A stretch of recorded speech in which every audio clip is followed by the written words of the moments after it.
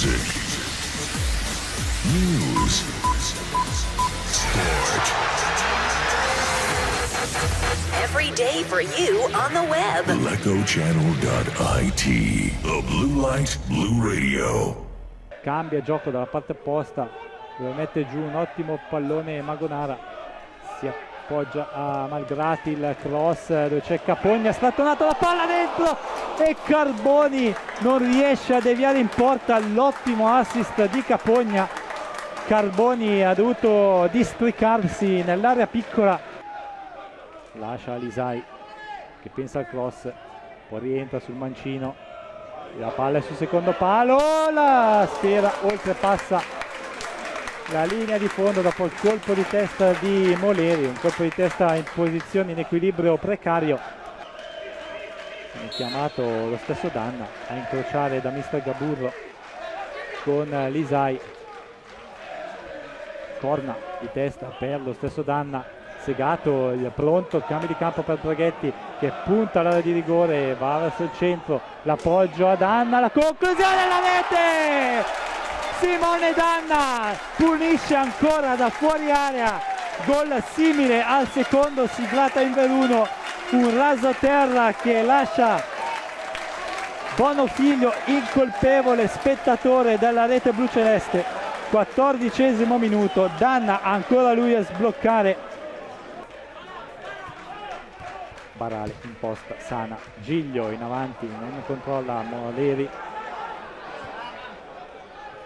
Era Draghetti che può puntare Verignano, torna al centro, la conclusione che sfila non di molto a lato, c'è anche il tocco di Bonofiglio che non si è fidato della battuta, Bonofiglio ribatte, Lisai ancora sulla sfera, il cross, Capogna la mano, la parata e qui ci sta anche il rosso, il 14 Brancato.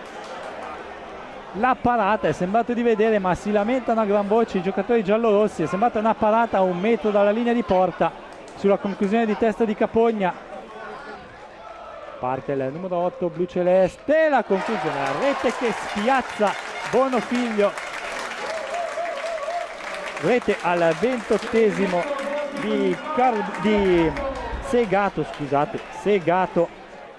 Inizia intanto il secondo tempo con Danna che ritorna sulla destra, servizio in area, Capogna che si allarga, Capogna rientra sulla destra, la palla dentro, leggermente in ritardo Moleri che poi devia sul rilancio in fallo di fondo, peccato.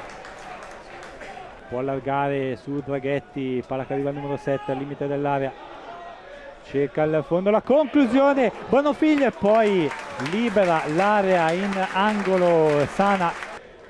Vediamo la battuta del numero 8, palla sul secondo palo al centro, batti, ribatti, la sfera rimane lì e c'è la rete! Carboni risolve sotto la Nord per il 3-0 al 4° minuto del secondo tempo.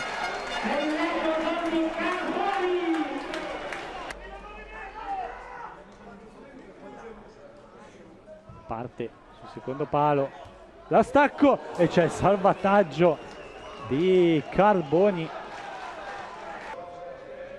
anzi il numero 21 Tuzza che prova a liberarsi di Corna, l'appoggio proprio De Souza, limite dell'area, la conclusione Guadagnin, facile De Souza, Moleri prova a fermarlo, De Souza rientra sul destro, la battuta, Guadagnin non si fa ingannare dalla traiettoria che cade all'ultimo istante. 4 uomini in barriera per Guadagnin, siamo leggermente sulla destra, è lo schema per Casolla, Guadagnin parata e poi sul secondo tentativo Malgrati rilancia, sfera larga per Silvestro che cerca di puntare il fondo, poi appoggia Lisai, bello lo scambio fra i due, ancora Silvestro, limite dell'area, la grande rete di Silvestro, conclusione a giro sul secondo palo che prende lo spazio infinitesimale tra le braccia, i guantoni protesi e il palo, un pertugio quello trovato da Silvestro con questa conclusione a giro.